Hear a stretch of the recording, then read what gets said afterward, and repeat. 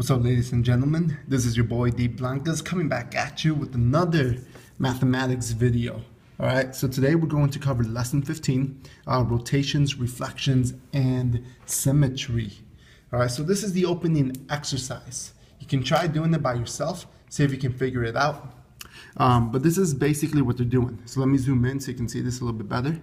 So what we have right now, is triangle A right here. All right, so we have this triangle right here.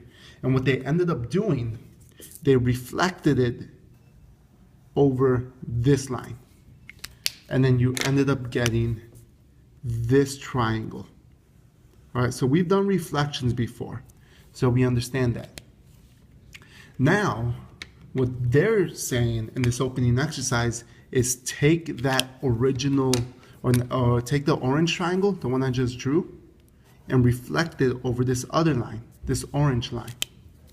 All right, so that's what they want you to do. So if you reflect it, you'll see that it comes out something like this. So your triangle looks something like that. All right, so that's your final image right here. So we reflect this green one over the green line to get this orange triangle. Then we reflect the orange triangle over this line to get the purple triangle. And what they want you to realize is that when you reflect an image twice, this point right here, that is your point of rotation. So you technically just rotated the image. So I'm gonna write that right there. This is your point of rotation. All right, so that's what you ended up doing. You reflected twice, you technically rotated the image, now reflected it. So that's something to think about. I found it pretty interesting. All right, so let's move on to this exploratory challenge right here. So we have an isosceles triangle. We know that because they tell us, but also because it has these two lines. And we're going to look at what a line of symmetry is. So let me highlight that for you. Let me move this camera over right there. So they want us to define, and so this is a vocab word, this line of symmetry of a figure. Okay, so in this isosceles triangle, if I were to draw a line right down the middle, like this, I have two triangles that are identical, which I'm gonna highlight right now. So I have that triangle, and then I have this triangle over here. All right, so they are identical. This yellow triangle is rotated over the line I drew right down the middle, this bisector. All right, that is called your line of symmetry.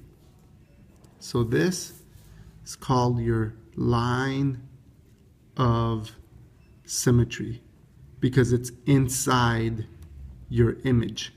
The line is inside your image. So it's not, it's a type of reflection, it is, but it's more so the line of symmetry, not the line of reflection. All right, so that's something to think about also. Cool, so let's move on to the next page. So let's flip this over. So we should be on page 82 right now. And let's look at these images. So they're asking you which ones have lines of symmetry, which ones have multiple lines of symmetry. So go ahead, you can pause this video, see if you can figure it out yourself. All right, so take a few seconds. Welcome back, right? So hopefully you pause the video. So if you would have noticed, this triangle does not have any line of symmetry whatsoever. This rectangle does though. If you draw it going this way, that's your line of symmetry because you can fold it and it's almost exactly the same. And then you got another one going this way like that for the exact same reason. You can fold it long ways and you see that they match up. So that one has two lines of symmetry. This hexagon This one, we can go this way, we can go that way, we can go this way, but we can also go right down the middle, just like that. All right, so this one has 6 lines of symmetry. All right, this one only had 2 lines of symmetry. All right, and now this this parallelogram, we can draw one going this way. We can definitely draw one going this way. All right, and then there's another one, I believe, going that way. So this one has about 3 lines of symmetry. Okay, and that's basically it. It's just where can you draw your line so that when you fold it in half, they match up. All right. Other vocab word, rotational symmetry of a figure. So that's this part right here. Rotational symmetry of a figure. All right. So they give us this triangle right here. And they tell us to find the point of symmetry. And there's plenty of ways to do this. The way to actually do it is you need to find the perpendicular bisector of 2 lines. So example, and let me show you right now how to do this. What you're going to need to do is grab your handy dandy compass, right? Grab your handy dandy compass, line it up. Let me move this a little bit closer so you can see it. All right. So make C your center, make A your radius. Camera's moving. Draw your line, just like so. So we've done this plenty of times, where we draw the perpendicular bisector. Now do it this way with A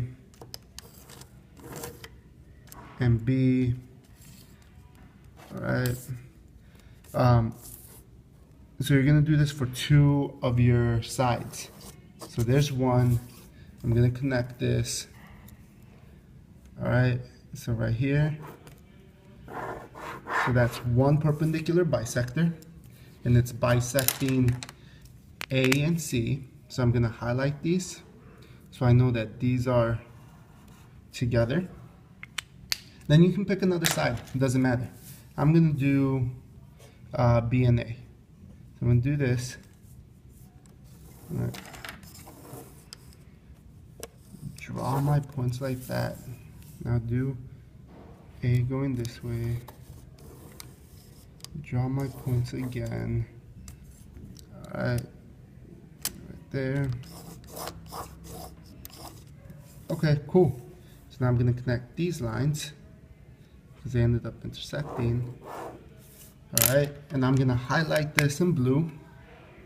So this line, I know there's a lot of commotion outside, but it's cool. And that line, this point right here where they intersect, that's your point of rotation. Alright, so no matter what happens, every time we rotate it from there, we're going to get the same image. And that's what they wanted you to do. Alright, so that's here, and I'm just going to label it point of rotation. Okay, that's where you have your rotational symmetry. Okay, rotational symmetry, that was the key word. Cool. Now, what we're going to do is move on to the next page.